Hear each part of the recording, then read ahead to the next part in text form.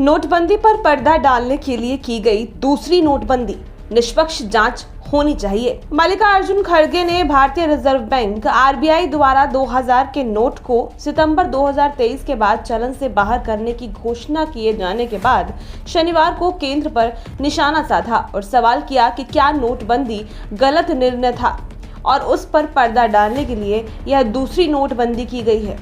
उन्होंने इसकी निष्पक्ष जांच कराने की मांग की है। खड़गे ने ट्वीट किया, आपने पहले नोटबंदी से अर्थव्यवस्था को एक गहरा जख्म दिया था, जिससे पूरा असंगठित क्षेत्र तबाह हो गया। एमएसएमई, सूक्ष्म लघु एवं मध्यम उद्यम ठप हो गए और करोड़ों रोजगार गए। अब 2000 रुपए के नोट वाली दूसरी नोटबंदी, क्या यह गलत निर्णय के ऊपर पर्दा डालना नहीं है? एक निष्पक्ष जांच से ही कारनामों की सच्चाई सामने आएगी। उल्लेखनीय है कि आरबीआई ने 2000 रुपए के नोट को सितंबर 2023 के बाद चलन से बाहर करने की शुक्रवार को घोषणा की।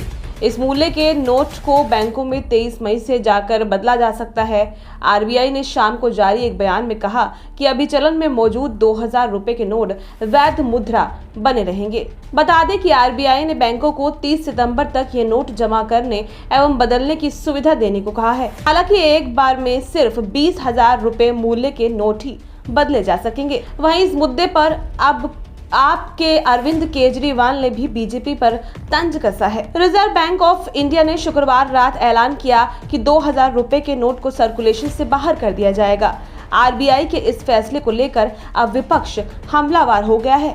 विपक्षी नेताओं ने सवाल उठाया कि जब 2016 में नए नोट लाए गए तो अब उन्हें एकदम से 7 साल बाद ही सर्कुलेशन से बाहर क्यों किया जा रहा है।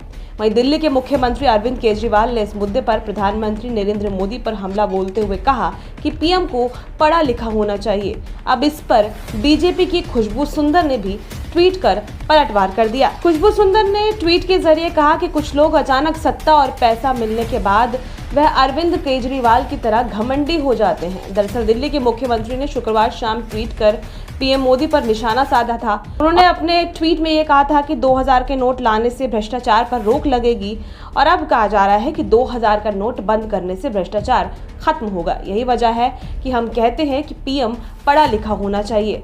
एक अनपढ़ पीएम को कोई भी कुछ बोल जाता है, उसे समझ आता ही नहीं और भुगतना जनता को पड़ता है।